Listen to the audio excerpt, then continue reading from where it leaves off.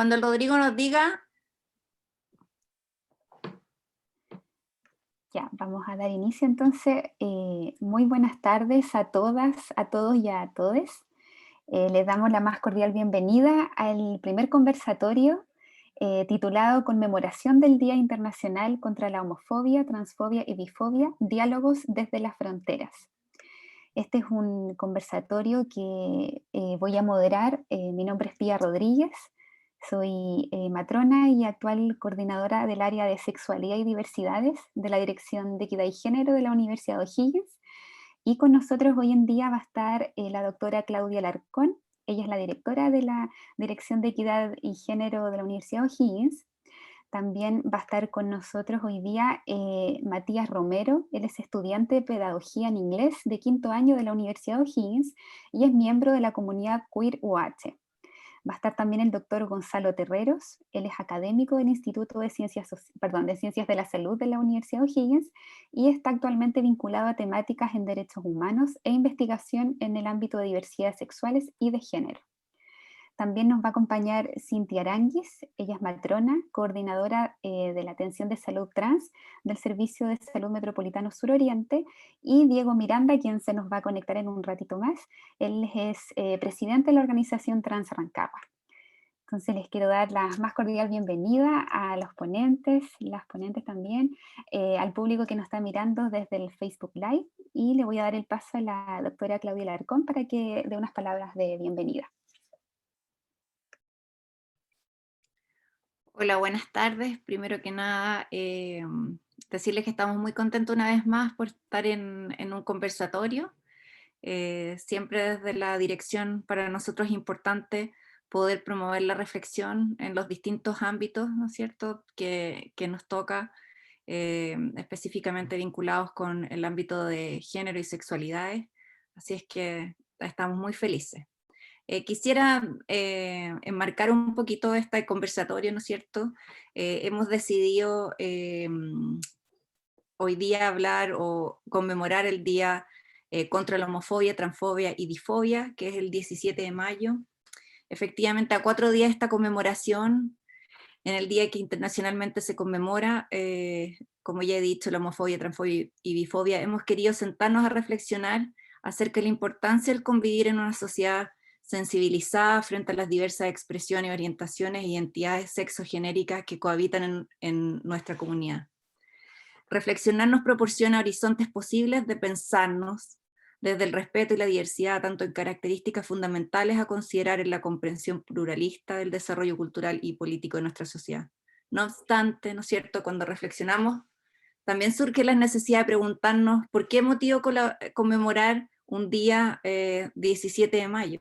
¿En qué sentido las personas LGTB y Q+, han sido tienen que ser conmemoradas, ¿no? Efectivamente, como sabemos históricamente, es una población que ha sido discriminada e invisibilizada en la coyuntura universal, y sin ir más lejos, cuando nosotros miramos las estadísticas, por ejemplo, el Programa Naciones Unidas, nos damos cuenta que en 69 países aún criminalizan la relación entre las personas del mismo sexo. Si bien en Chile ha avanzado en esta temática, estableciendo ciertos marcos legales e institucionales a través de la Ley 2069 o la Ley Antidiscriminación, aún nos queda mucho por recorrer. Esta ley fue aprobada el 12 de junio del 2012, y si bien desde el 2005 se estaba tramitando, la ley fue, como ya dije, aprobada en el 2012, pero fue aprobada cuando se logró esta aprobación, perdón, fue efectivamente debido al caso de un joven gay que sufrió una golpiza que lo llevó a la muerte. La golpiza la recibió a causa de su orientación sexual, y para quienes no saben, el nombre de esta persona, de este joven, era Daniel Zamudio, y su muerte evidenció la falta de legislación en el país respecto a la discriminación. Esta ley, la 2069, también conocida como Ley Zamudio, es justamente en memoria de Daniel, pero no solamente cubre las discriminaciones por razones de sexo o identidad de género orientación sexual, sino que también lo que hace es que instaura un mecanismo judicial que permite restablecer eficazmente el imperio del derecho. La discriminación es una violación a los derechos humanos por cuanto niega la igualdad de derechos y deberes a las personas solo por ser distintas. Cuando la discriminación se basa en razones de orientación sexual o identidad de género, se violentan también los derechos sexuales y reproductivos, problemática que daña la dignidad de los seres humanos. Cuando nosotros miramos los datos y algunos datos, ¿no es cierto?, como lo que nos entrega el informe de Derechos Humanos de la diversidad sexual y de género del móvil, en el año 2020 lo que nos va a evidenciar es que en Chile 6 personas fueron asesinadas producto de crímenes de odio.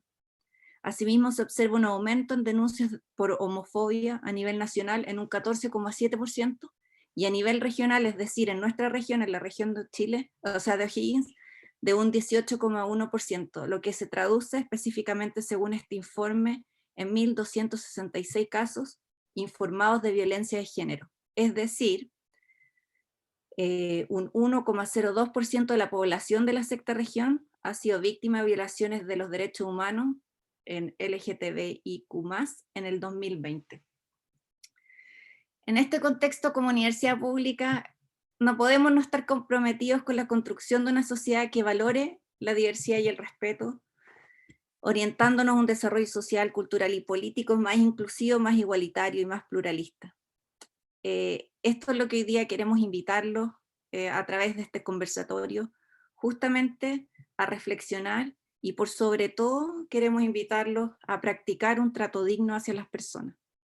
Bueno, como directora de Equidad y Género de la universidad, estoy muy honrada hoy día de poder presentar y tener aquí con nosotros a Matías, Gonzalo y a Cintia, que sin duda han trabajado por los derechos humanos de las personas LGTBIQ+, y quisiéramos hoy día, por supuesto, invitarles a conversar, y también invitarles a contribuir a lo que estamos hoy día planteando como universidad, como dirección, a valorar la diferencia, el respeto, la igualdad y la equidad. Así que bueno, agradecer por estar aquí y espero que sea un conversatorio muy provechoso para todos. Muchas gracias.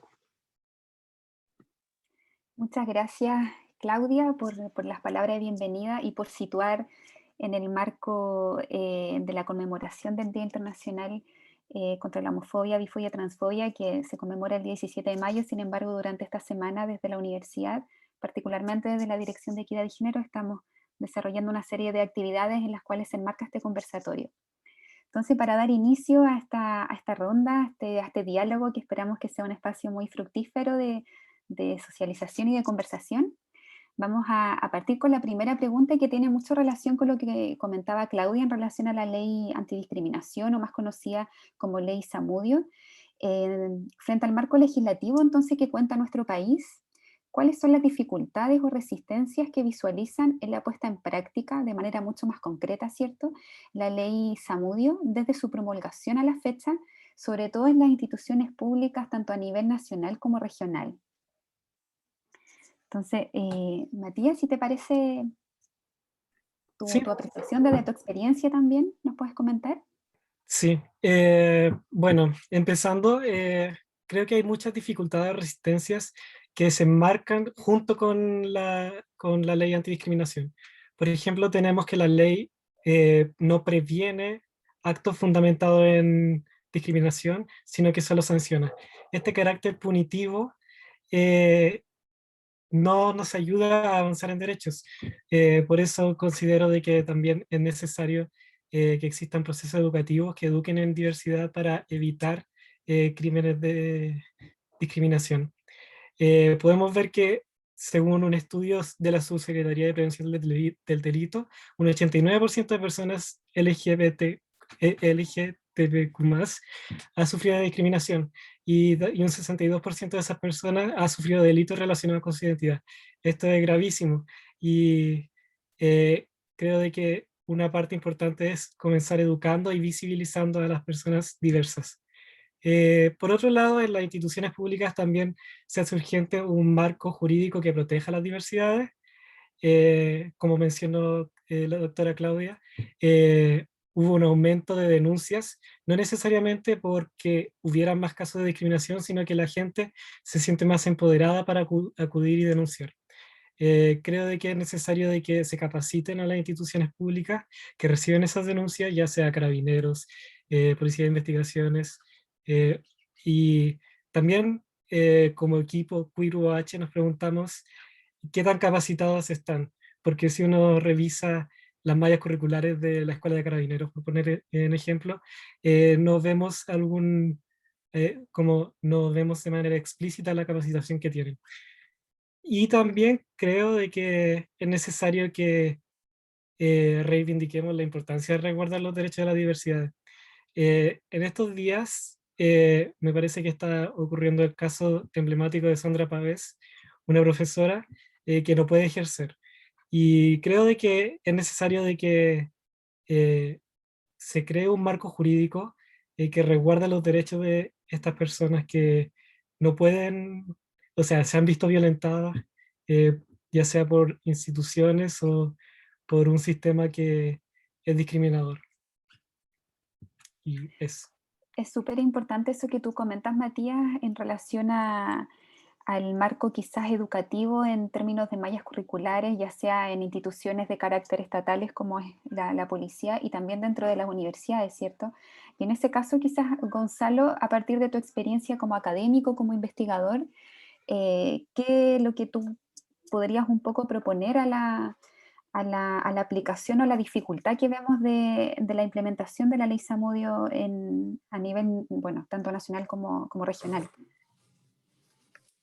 Eh, bueno, primero parto agradeciendo la invitación. Y buenas tardes a todos, todas y todos que nos están mirando.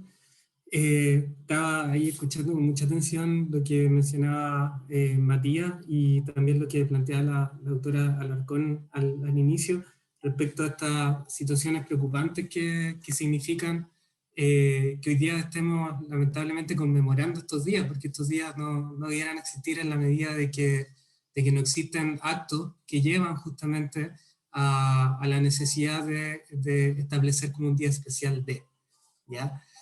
Particularmente en el caso de lo que resulta la violencia contra la población identificada como LGBTIQ+, es una violencia que creo que se ha ido naturalizando, pero que lamentablemente se naturaliza no a partir de lógicas que resulten tan biológicas, por llamarlo de alguna manera. La violencia no es algo dado, ¿ya? La violencia surge o responde a construcciones que son construcciones fundamentalmente sociales. Por eso yo creo que cualquier tipo de elemento que busque justamente afrontar la violencia y la discriminación pasa necesariamente por el cambio de políticas educacionales, ¿ya? La educación construye estas lógicas sociales, construye la manera o nos da una mirada de qué manera nos tenemos que relacionar entre todas, todos y todos. La discriminación entonces hace sentido solamente en la medida en que la sociedad se ha construido o se ha identificado como una forma de sociedad que está concebida para uno, no para todos, ya que está construida en función de ciertas generalidades y no de particularidades. Y en ese sentido yo creo que las diferentes instituciones pueden establecer diferentes políticas para abordar ello, sin duda. Muchas gracias, Gonzalo. Tremendamente importante lo que tú comentas y también damos la bienvenida a Diego, que se incorpora dentro del panel. Efectivamente, claro, como tú comentas, es importante considerar esa arista y también me imagino que desde el ámbito más bien biomédico, desde la salud, se debe tener una perspectiva particular frente a la implementación o a las resistencias de alguna manera que ha puesto en práctica la ley Zamudio. ¿Cómo lo visualizas todo esto, Cintia, desde tu experiencia? Hola, buenas tardes a todos, agradeciendo también la invitación de participar en el conversatorio. Coincido totalmente con lo que menciona Matías y Gonzalo desde el punto de vista de la prevención y la necesidad de la educación, del rol que tenemos todos como sociedad en este tránsito en esta quiebre que tiene que haber en la heteronorma en todos los aspectos de nuestra vida.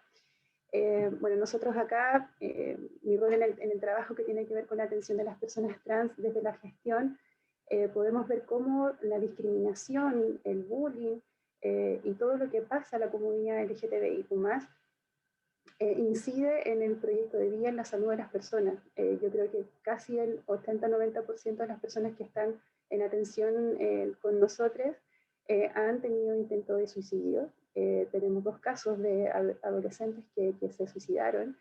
Y si uno logra mirar la carga morbilidad que tienen las personas, que no está registrado tampoco, la verdad es que nos encontramos con un escenario bastante desalentador.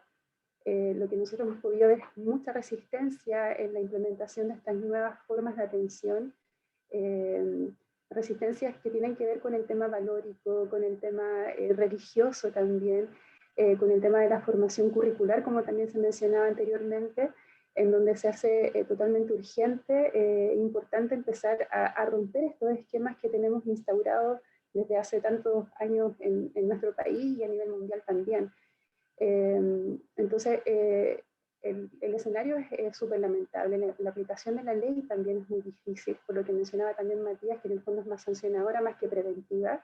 Y lamentablemente yo creo que en nuestro país tendemos a funcionar de esa manera, a funcionar como a reaccionar en vez de prevenir en el fondo. Reaccionamos ante este cruel crimen que ocurrió con la muerte de Daniel. Sin embargo, no hemos podido prevenir durante este tiempo que no sigan ocurriendo más crímenes, y eso sigue ocurriendo. Y quizás, como también mencionaba Matías, ahora está mucho más potente porque la gente se siente más empoderada en poder denunciar y hacerlo más presente.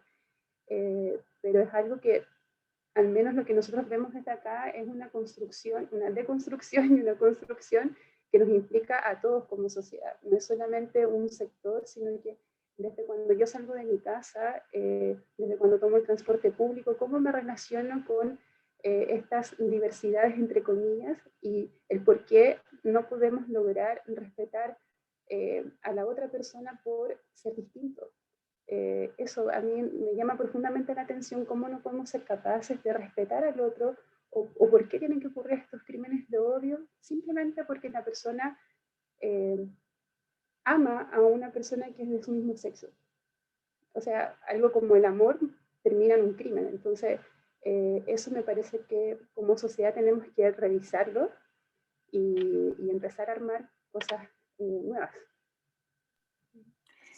Muchas gracias, Cintia. Desde lo que tú comentas me resuena mucho el concepto, o traerlo a colación, lo personal es político, y que de alguna manera, en el caso, por ejemplo, de Diego, que es presidente de la organización Trans Rancagua, quizás pudiésemos darnos un poquito su experiencia a partir de las dificultades o resistencia que presentan las mismas personas que pertenecen o que están dentro de esta organización frente a la ley Zamudio o la ley antidiscriminación. No sé si, Diego, nos puedes comentar un poco de esa experiencia, cómo tú lo sientes o cómo lo has visto. Bueno, primero que nada, darles el saludo a todas, todos y todes. Como organización hemos visto que hay muchas fallas respecto a la ley Zamudio, donde no se sabe aplicar desde los puntos donde se debería aplicar. ¿A qué me refiero con esto? Partiendo desde la denuncia en Carabineros. Desde ahí en adelante hay muchos problemas a la hora de hacer la denuncia, ya que no hay un manejo correcto o un manejo óptimo quizás de lo que se debería. Tuvimos un caso de alguien que tuvo que hacer una denuncia y bueno, partimos por el tema de que no se hizo la denuncia como correspondía, ya que en Carabineros no tenían el conocimiento adecuado sobre la ley. Y al no tener un conocimiento adecuado sobre la ley, entendemos que hay una denuncia mal hecha, y una denuncia mal hecha que nos lleva a que no se ampare bajo la ley Zamudio, y al no ampararse bajo la ley Zamudio, que tenemos un caso que se pierde, entre otros casos más, hasta que llegamos al punto en que la Fiscalía cierra el caso, y ahí queda. ¿Dónde se aplica la ley? Entonces ahí es donde vemos y quedan de alguna manera al debe la sociedad o los puntos de donde deberíamos encontrar protección, quizás, quedan al debe con la comunidad trans, con la comunidad, bueno, la comunidad trans, que es donde yo puedo dar mi punto de vista, es donde encontramos el debe, que al no saber hacer un correcto ingreso de una denuncia, es un caso más. No se cuenta bajo un caso de discriminación, y al no contarse como un caso de discriminación, se pierde esta denuncia entre tantas otras más y se cierra, y al final las personas que cometen estos actos, estos ilícitos, quedan libres.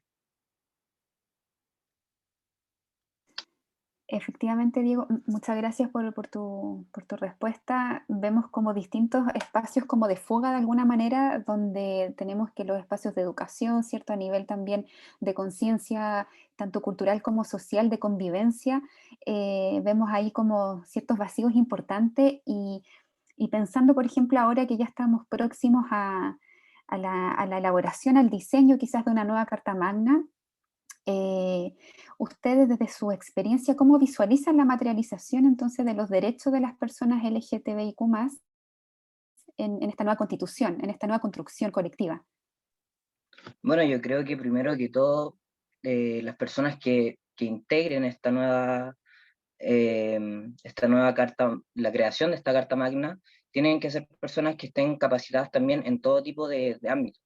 O sea, aquí también se tienen que tomar temas de equidad de género, de paridad de género en general, y creo que es de suma importancia que hayan personas de todo tipo, de todas áreas, y que hayan distintos tipos de enfoque, que haya un enfoque de género dentro de la nueva Carta Magna es súper importante, ya que de esto va a depender mucho también, como mencionaba Cintia, vidas. O sea,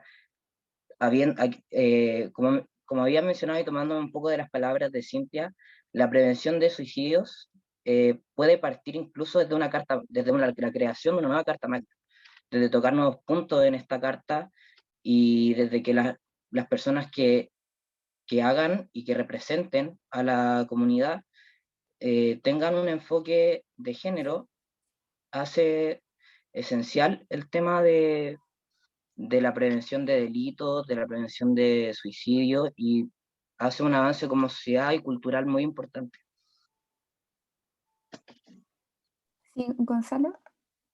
Sí, yo quiero, bueno, primero saludar a Diego, pero también tomarme un poco de lo que planteaba él. Yo creo que estamos en un momento re importante a nivel nacional, y además a mí me tiene muy contento todo esto del proceso constituyente, porque además estamos haciendo historia, ¿ya? Porque es la primera constitución escrita por un órgano constituido paritariamente, ya, un órgano constituyente paritariamente.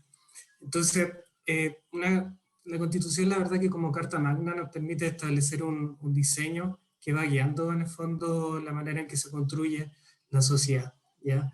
Eso nos permite entonces establecer, por ejemplo, el hecho de poder encaminarnos a una sociedad inclusiva, una sociedad de derechos, por ejemplo, y en ese punto de vista resulta como, yo creo que auspicioso el hecho de que también hay muchas candidaturas. Son 52 candidaturas, entiendo, de personas que pertenecen a la población LGBTIQ+, ¿ya? Que representan cerca de un 78% de todos los distritos, ¿ya? En ese sentido, uno lo que esperaría, por ejemplo, sería que se estableciera, ¿no?, la oportunidad, en realidad, no sé si es lo que se espera o no, pero la oportunidad al menos que tenemos es de justamente redefinir los conceptos de familia que hoy día están establecidos, por ejemplo, en la Constitución, pero también el establecer una nueva sociedad, como decirlo, como en donde los derechos humanos y la inclusión también tengan una perspectiva de género.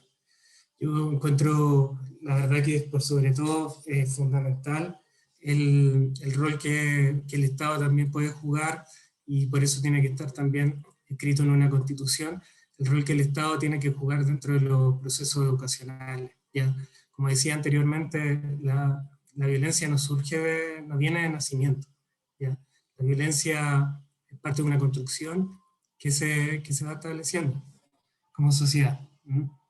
Hay mucho por hacer, yo creo que hay una oportunidad abierta para ello.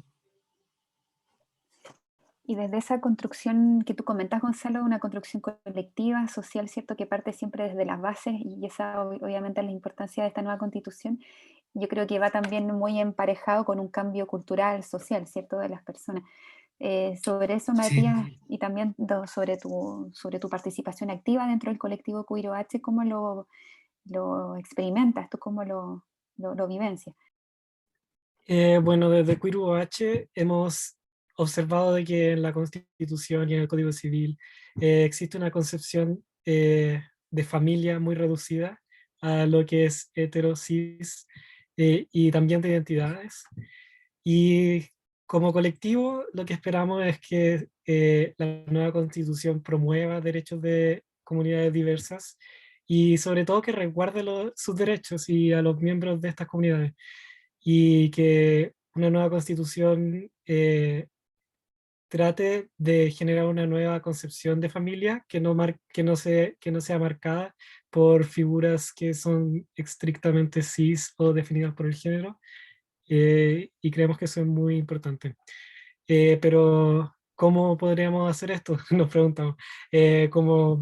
Como equipo queer UH hemos pensado en que una estrategia importantísima para esto es elegir cuidadosamente a los candidatos en estas elecciones que se aproximan, y también como que quizás es por mi generación de que cuestionamos todo, pero ya, y esto es un estereotipo, pero hay que cuestionar a nuestras autoridades cuando tienen actitudes discriminatorias. Creo que eso es muy relevante. No sé si hace poco vimos el caso de un alcalde que hizo comentarios discriminatorios, y creo de que tenemos que empoderarnos como ciudadanía y hacérselos ver que este cambio cultural también necesita que ellas eh, se reeduquen y se deconstruyan para hacer frente a los nuevos desafíos que tenemos en el futuro. Súper relevante eso que comentas, Matías. También pienso como en el sector salud, que a veces es uno de los espacios institucionales que de alguna manera perpetúan estas relaciones tan binarias, ¿cierto? Estas culturas también patriarcales en las dinámicas biomédicas que se generan. Entonces, desde esa visión, ¿cómo encuentras tú que se pudiese aportar desde este sector, desde esta perspectiva, Cintia, a la construcción de una nueva Carta Magna que reconozca los derechos de la comunidad LGTBIQ+? Sí, nosotros en realidad lo vemos como un proceso totalmente revolucionario y esperanzador a la vez. Creo que es súper importante que la construcción de esta Carta Magna se haga de manera representativa, que estén representadas todas las personas de las etnias, de las diversidades, las personas que están en situación de discapacidad, y insisto, que se rompa esto como obligatoriedad de la heteronorma en todos los aspectos de la vida. Actualmente nosotros, en el fondo, que el Estado finalmente pueda ser garante efectivamente de los derechos humanos para todas las personas, no solamente para un grupo. Y es ahí hacia donde nosotros, desde mi sector de trabajo, hacia donde apuntamos, y por eso se aperturó el programa de atención a personas trans, porque en el fondo tenemos la premisa de que la salud es un derecho humano para todas las personas.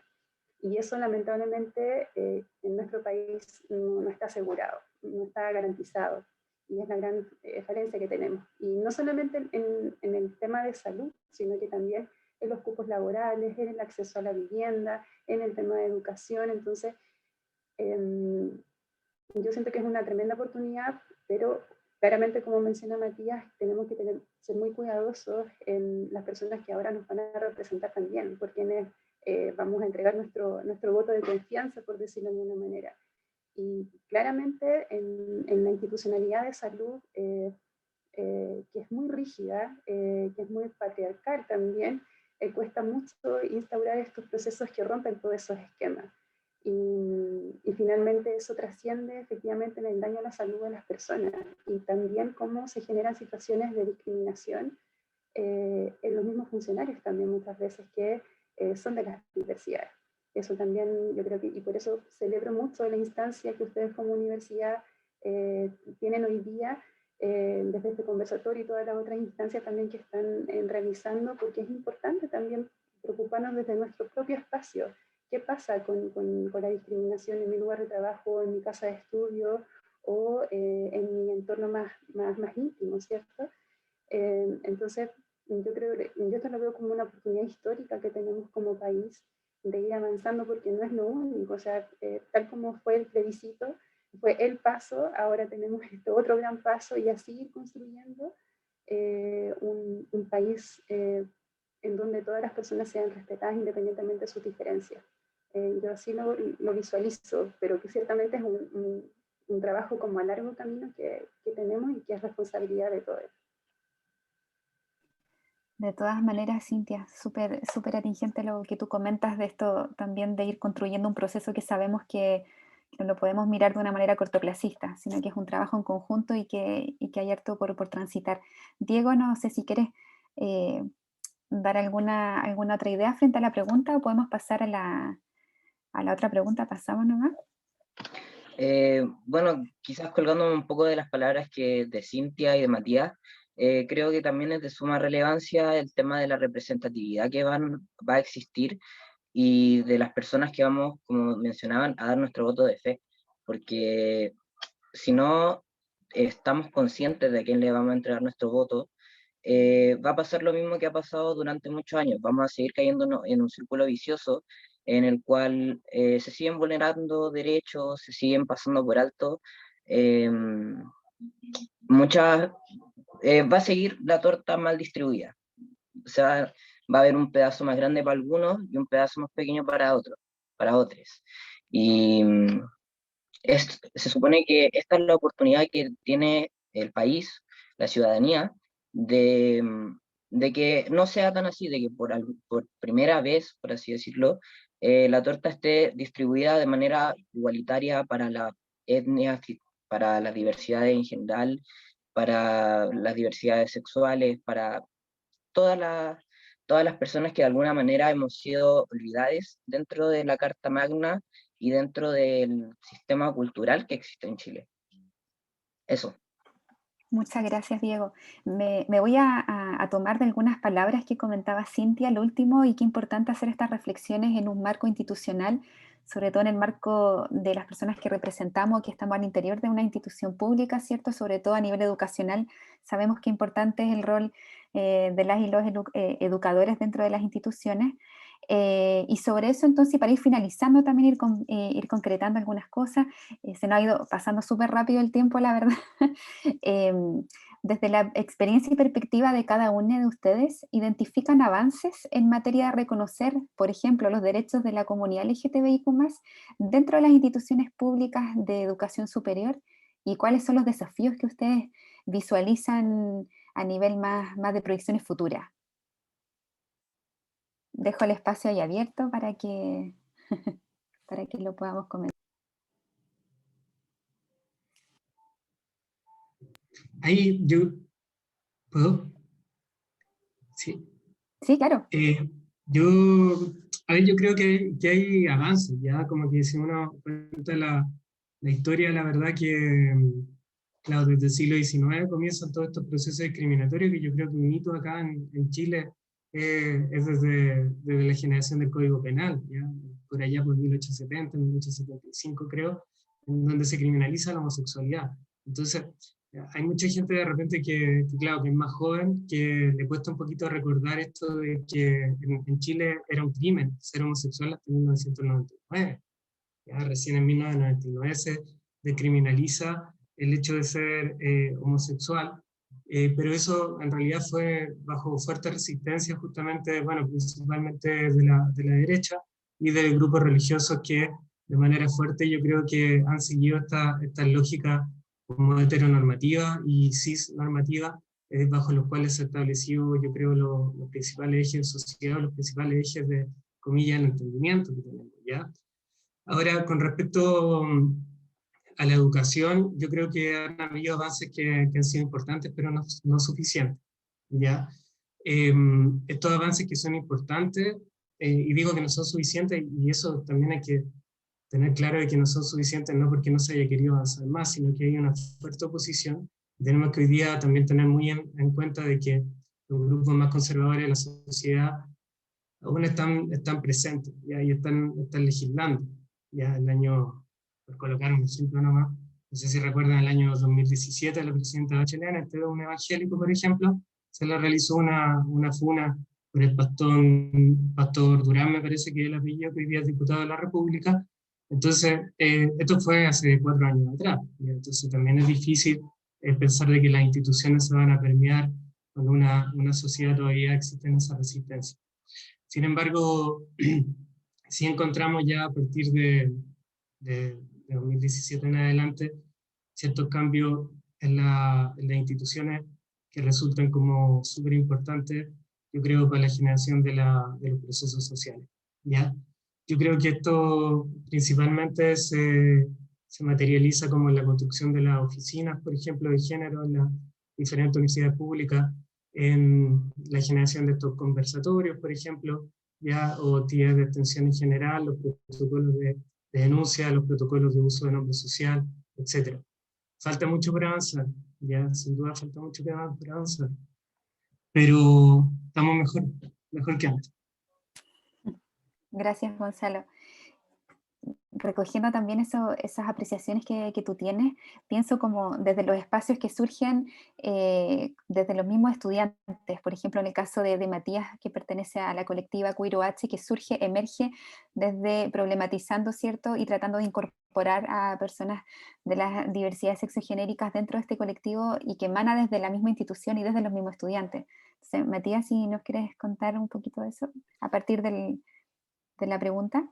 Sí, aquí me voy a colgar un poco de lo que mencionó Gonzalo, que si bien hay avances, muchas veces las medidas no llegan a tiempo. Que existe este enfoque de reacción a prevención.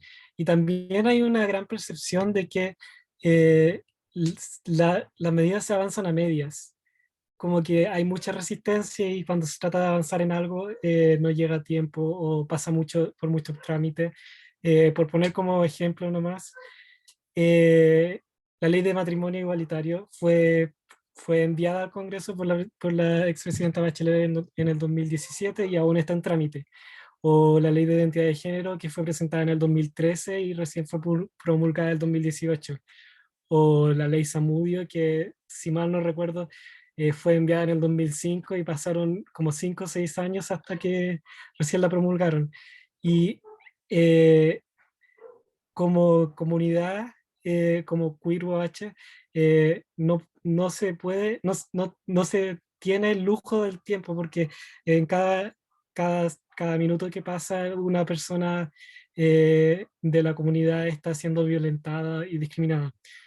Y también tenemos que tomar en cuenta que la pandemia ha tenido un gran efecto en la salud mental de la comunidad y que ha surgido la necesidad de espacios seguros virtuales, que es como algo que identificamos y que hemos tratado de abordar dentro de lo posible en Queer UH.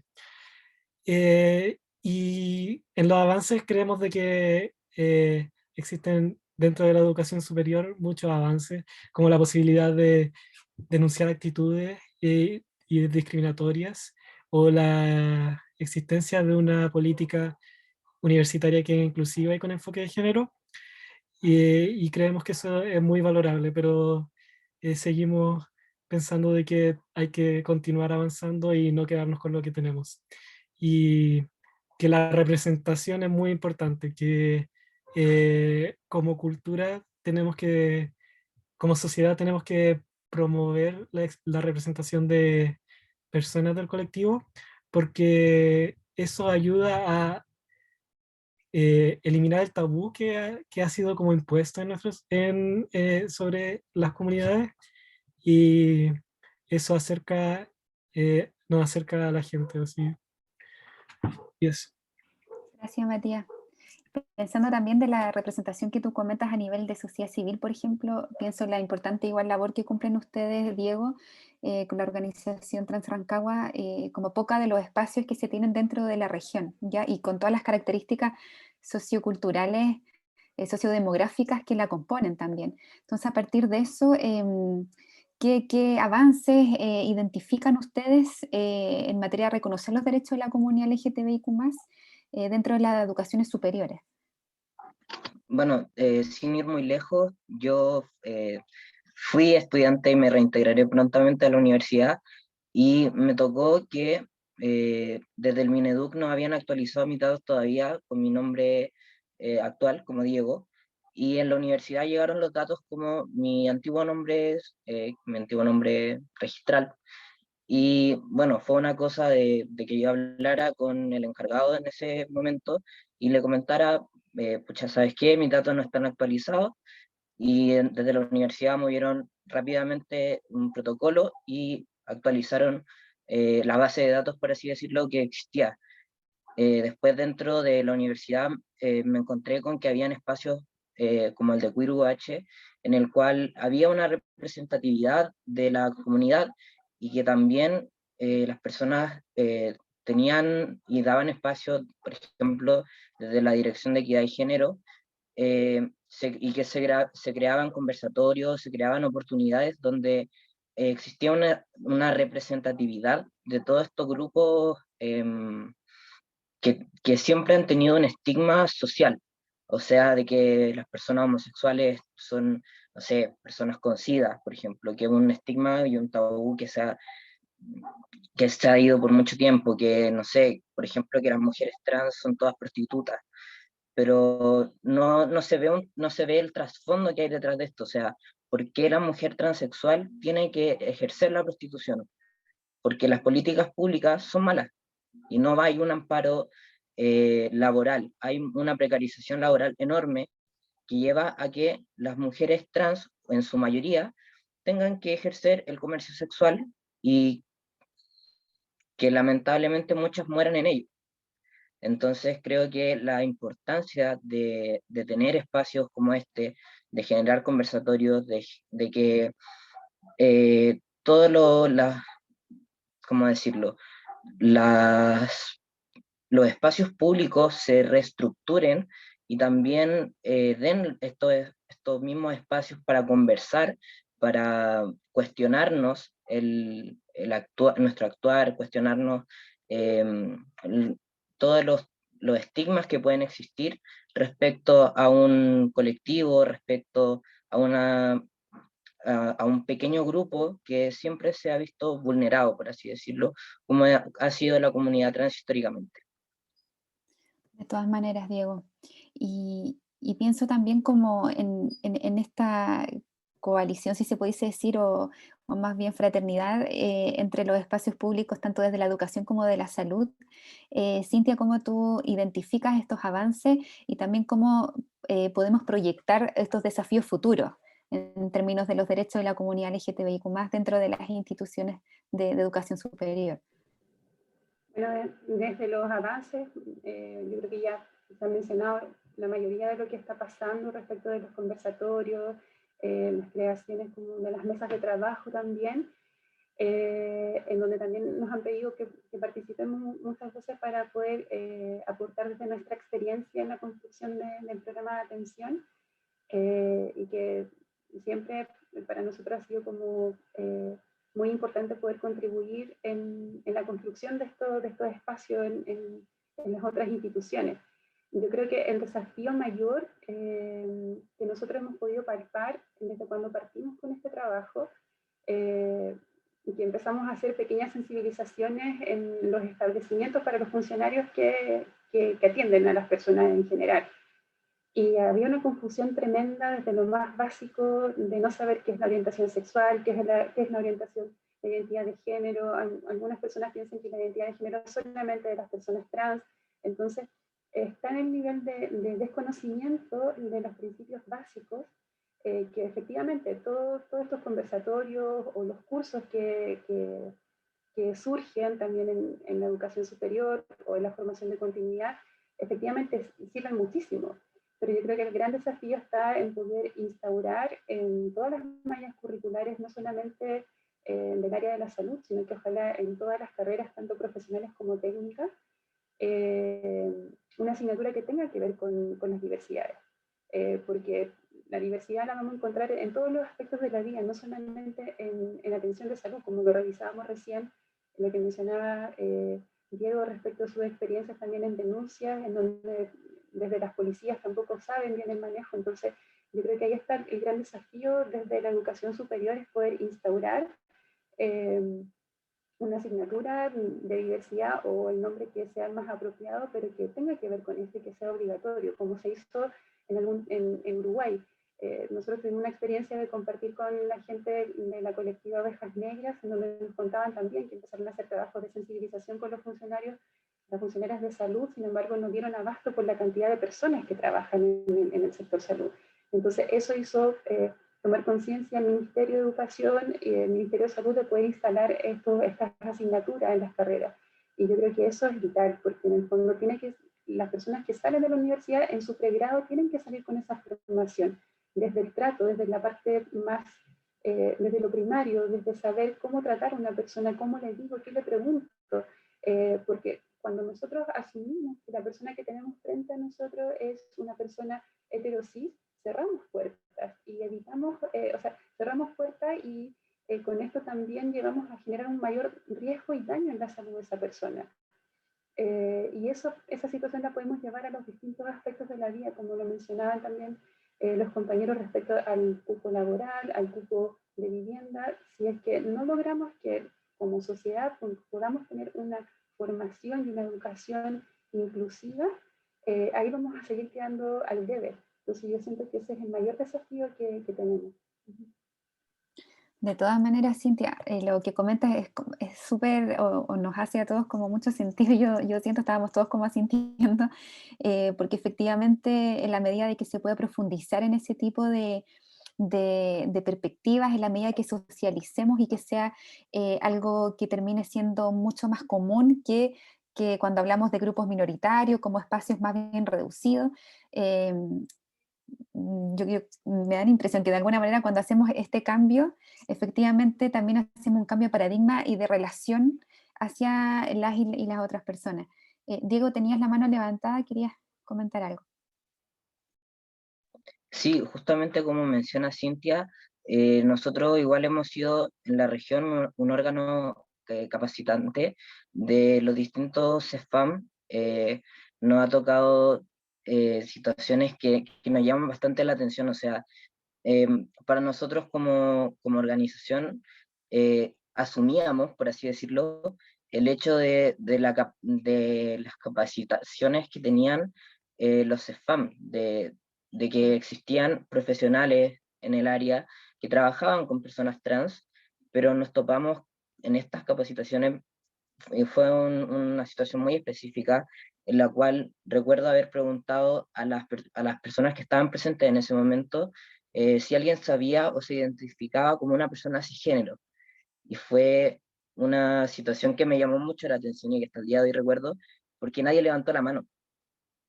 Nadie que estaba presente en ese lugar levantó la mano. Y después como que siguió la pregunta, bueno, ¿alguien sabe qué es ser cisgénero? Y bueno, nadie sabía. Y estamos hablando de que son profesionales del área de la salud. Y que no sepan un concepto básico como es el qué es ser una persona cisgénero o transgénero, deja mucho que desear sobre la formación profesional que reciben las personas del área de salud. Entonces, como mencionaba Cintia, creo que es súper relevante que desde la formación universitaria exista un ramo o algún tipo de espacio en el cual se hable sobre este tipo de enfoque, se hable sobre el enfoque de género, se hable sobre qué es ser cisgénero, sobre qué es ser transgénero, sobre la orientación sexual, sobre la expresión de género, porque sin ir muy lejos, hay una galletita en internet que ha circulado mucho, en la cual explica muy detalladamente la orientación de género, la expresión de género, la identidad de género, el sexo biológico, el sexo asignado al nacer, y algo tan básico como una foto puede dejar una enseñanza tan trascendental en las personas que, pucha, cambiaría totalmente el panorama si esto fuese implementado desde la base, que es el pregrado, y la base que es el tener un ramo que cumpla estos parámetros. Eso. Muchas gracias, Diego. Gonzalo, ¿sí querías complementar? Sí, yo quería complementar lo que mencionaba Diego recién y bueno, los demás compañeros acá presentes, de que yo veo de que lo que se puede hacer en la universidad va mucho más allá del, y que sé que Diego no refiere solamente a lo que es más de carácter conceptual, pero puede incidir de manera muy profunda en lo que son los procesos de la forma en que nos relacionamos como sociedad, ¿ya? Los conceptos son importantes porque nos individualizan, nos denominan, nos permiten en el fondo llamarnos de una manera y por tanto relacionarnos desde cierta perspectiva. Pero también para mí me resulta importante la generación del conocimiento en la medida también de que los procesos de discriminación, en particular de la población LGBTIQ+, ha sido amparado en el siglo XX a partir de esta mirada como médica científica, de que estos surgen como trastornos que son de carácter psicológico, ¿ya? Y están así, y están, digamos, palpables eso, de que justamente en los primeros manuales, por ejemplo, de la Asociación Americana de Psiquiatría, de la APA, bueno, son manuales, o el CIE, por ejemplo, que se ocupa a partir de la OMS, ya desde 1950 y algo establecía la homosexualidad como un trastorno, ¿ya? Como un trastorno que, bueno, que después fue cambiado, ¿cierto? El año 2003 en el DSM-5 recién se patologiza y se denomina disforia de género a la transexualidad. El CIE-11 el año 2018 también hace algunos cambios en donde en términos prácticos despatologiza la transexualidad. Entonces, siempre las temáticas en el fondo de la población LGBTIQ+, han estado muy de la mano en el fondo con que es una población que ha sido condenada porque padece de una enfermedad, ¿ya? Es población que está entre comillas, por supuesto yo eso no lo comprendo así ni tampoco lo acepto de todas maneras, pero ha sido patologizada frecuentemente a partir de lo que es el trastorno psicológico. Cuando nosotros nos colocamos entonces desde esa mirada, lo que hacemos básicamente es invisibilizar a la otra persona con su forma de ser, con su forma de sentir, con su forma de amar, con la forma de identificarse con su cuerpo, la manera que establece sus relaciones amatorias, etcétera, etcétera, etcétera, llevando todo ello en el fondo a que es la expresión en realidad de su patología psicológica. De ahí es que sea súper importante el poder trabajar estos elementos no solamente en la universidad, ¿ya? Y a mí me gustaría, y vuelvo un poquito a lo mismo, porque creo que es fundamental el tema de lo que puede surgir en la nueva constitución, ¿ya? El rol que el Estado tiene en la formación y en la educación, en el fondo, desde la temprana infancia en adelante hasta la época universitaria, es fundamental para que cambiemos esta mirada que naturalizan en el fondo la homo, la lesbo y la transfobia, ¿ya? Entonces, yo creo que por eso yo decía, se ha hecho mucho, pero no es suficiente, pero seguir avanzando nomás, pues no queda otra. Gracias, Gonzalo. Y Diego, también desde esta mirada, ¿cierto? Que vemos más punitivista, patologizante también de la diversidad sexogenérica, y que hoy en día vemos algún tránsito, algún atisbo de luz, ¿cierto? En esta nueva deconstrucción, si se pudiese decir de alguna manera. Les recordamos que estamos pasando este conversatorio por un Facebook Live, así es que las personas que nos están escuchando, siéntanse con la confianza y libertad de poder hacer las preguntas que estimen convenientes. A partir de eso nos surge una pregunta interna que tiene que ver con un concepto que se ha ido hablando, comentando en este conversatorio, sin embargo no hemos tenido la instancia para definirlo, y que es un concepto poco utilizado en estos términos como más institucionales, que tiene que ver con lo que decía Diego y Gonzalo también, con cisgénero, cuando hablamos de personas cisgénero. Si nos pueden comentar. a qué nos referimos cuando hablamos personas cisgénero?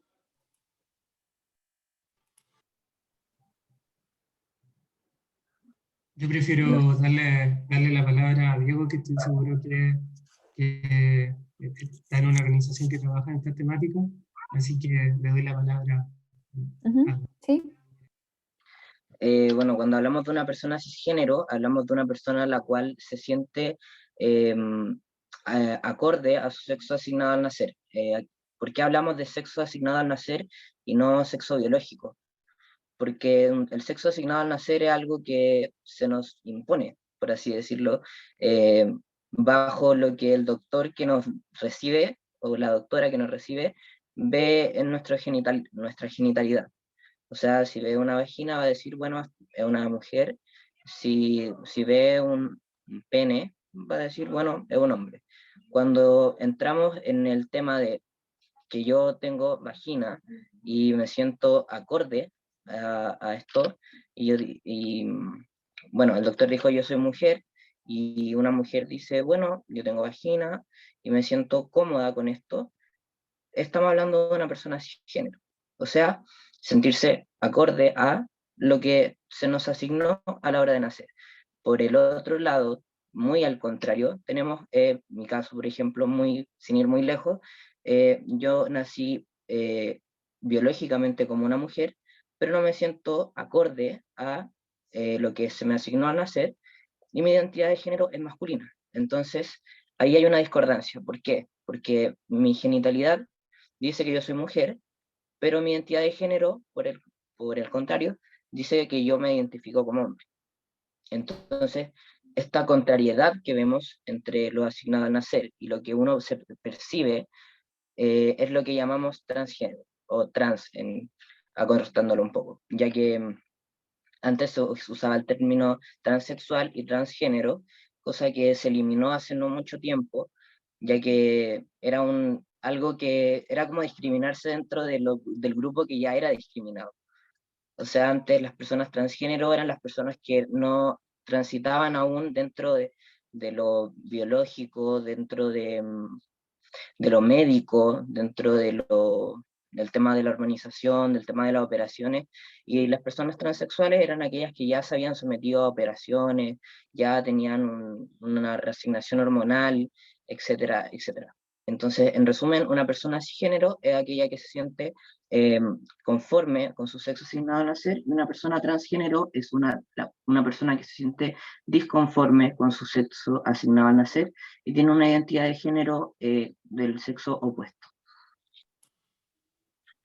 Y que ahí si me permite complementar también a Diego, que hay una confusión que siempre también se da, porque se piensa de que justamente la persona, por ejemplo, que es trans, que eso significa que fue asignado un sexo distinto al cual se siente, vive, ¿ya? Tiene que tener preferencias acordes también a cómo se ve, ¿ya? Entonces, decir de que una persona que es conforme con el sexo asignado al nacer, por ejemplo, en mi caso, yo me siento hombre y fui asignado como hombre por mis genitales, ese es mi sexo, yo soy una persona cis, a mí me podrían gustar las personas de mi mismo sexo y ser un cis homosexual, ¿ya?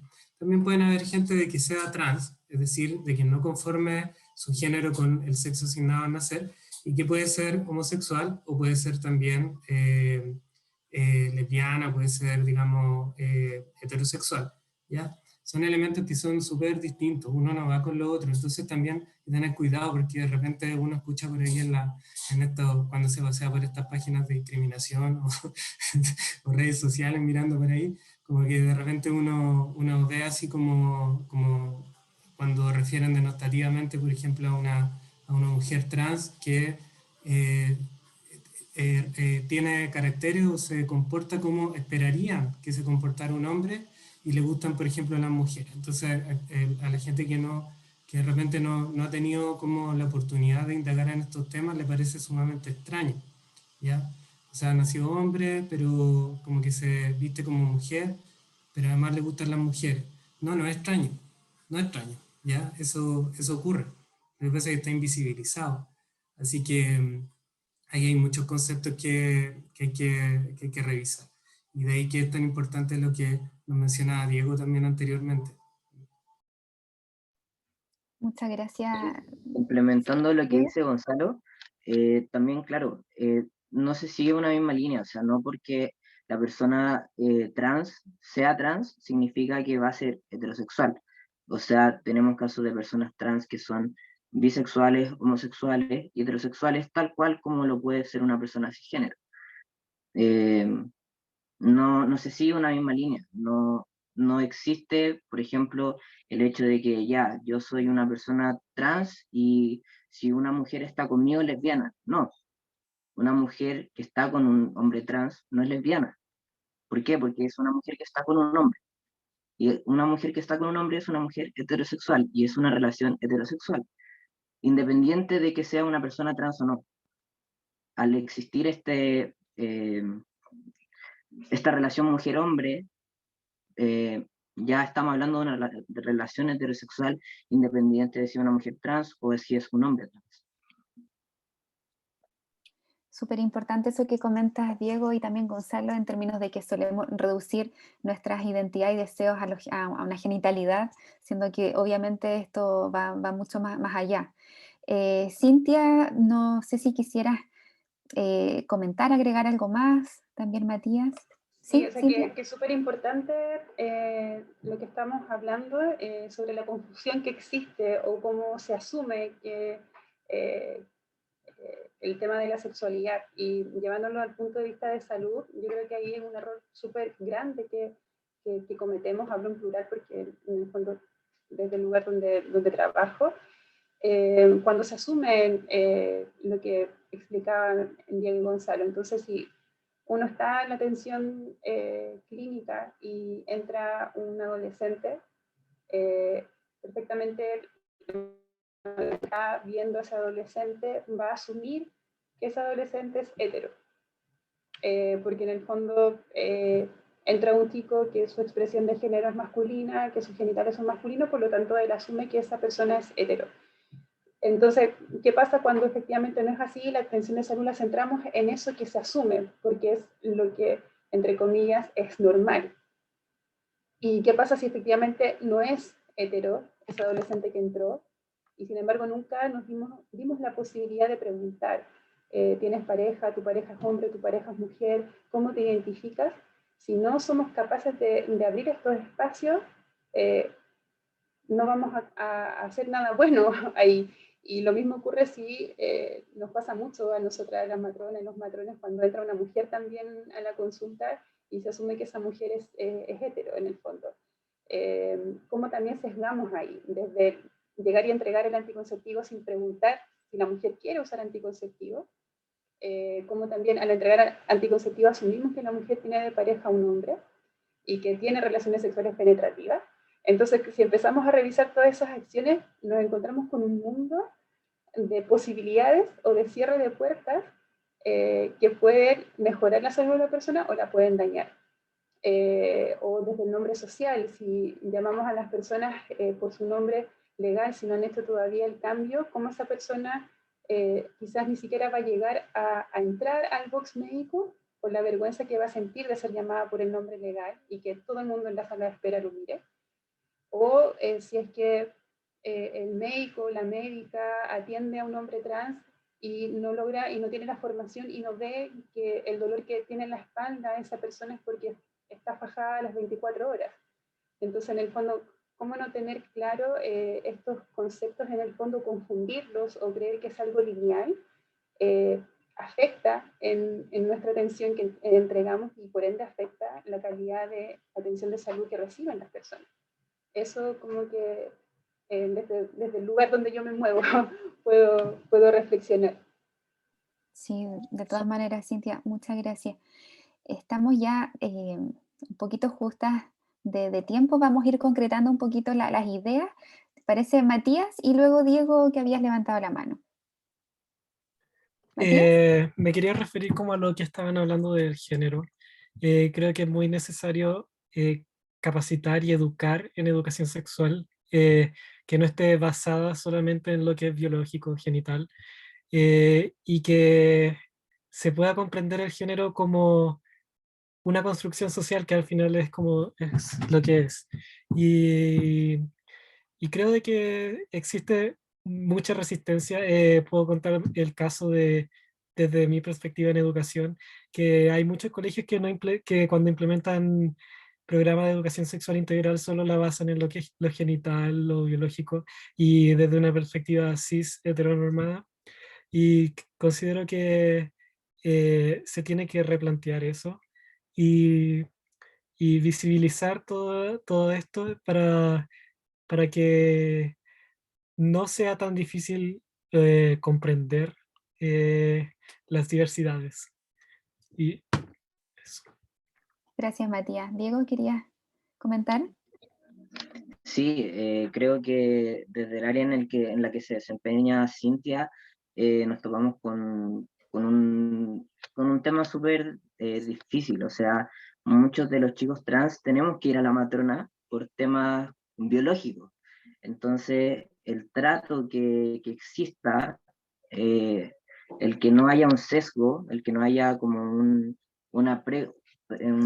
estigma preconcebido antes de es súper importante. O sea, si yo no me siento cómodo a la hora de ir al acercarme a un centro de salud, también veo expuesta mi propia salud. O sea, ¿qué pasa si tenemos el caso de un chico trans que tiene relaciones penetrativas y llega a la consulta y necesita, no sé, la pastilla el día después?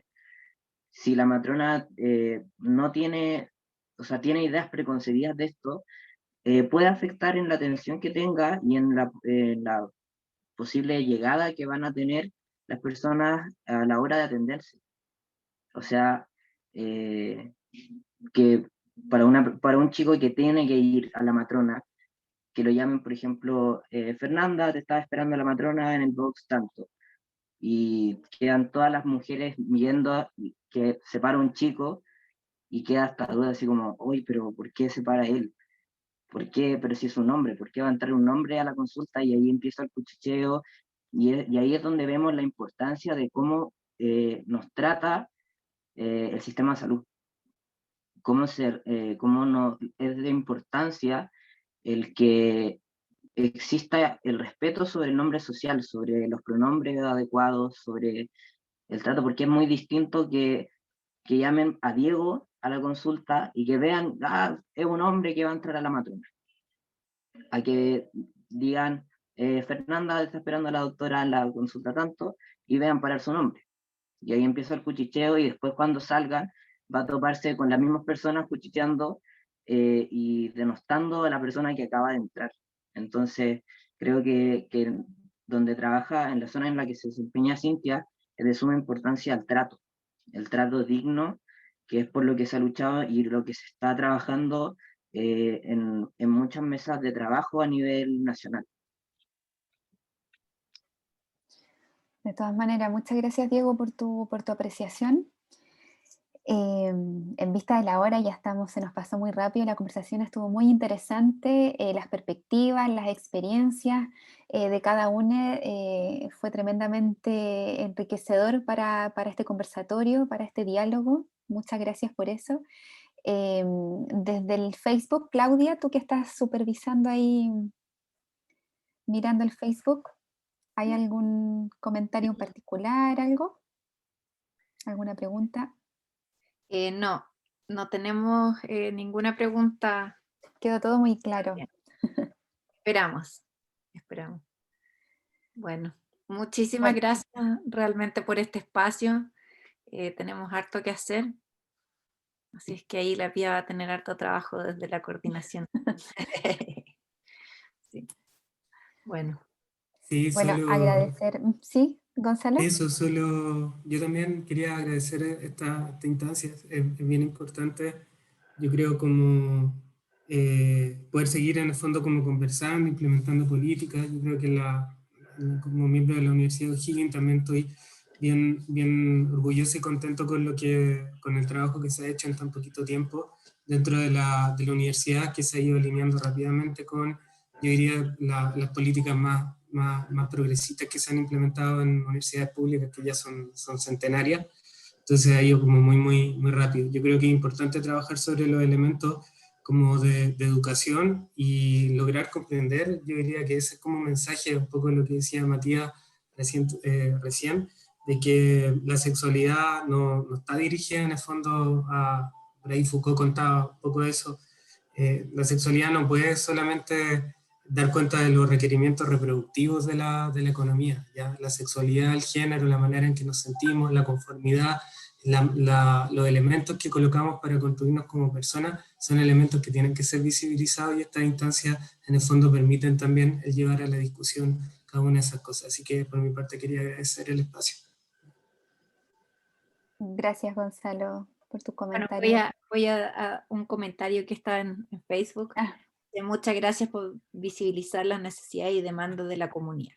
Así que ha sido muy bien recibido. Muchas gracias, Cintia. Ojalá que te tengamos en otra oportunidad. Y no, agradecer A todos. la invitación. La verdad es que estoy muy contenta de haber compartido este tiempo que pasó tan rápido.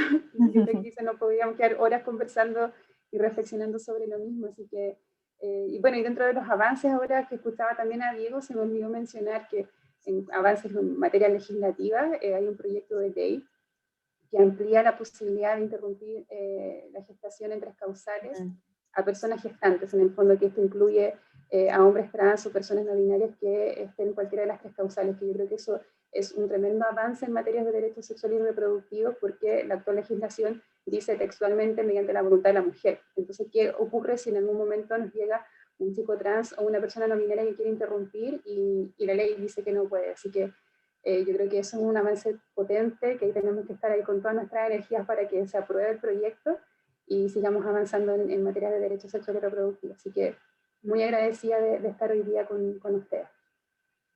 sí, de todas maneras, muchas gracias, Cintia, por tu experiencia, sí, por lo que estabas comentando. Gracias, Matías, también. Estabas levantando la mano para comentar Sí, algo.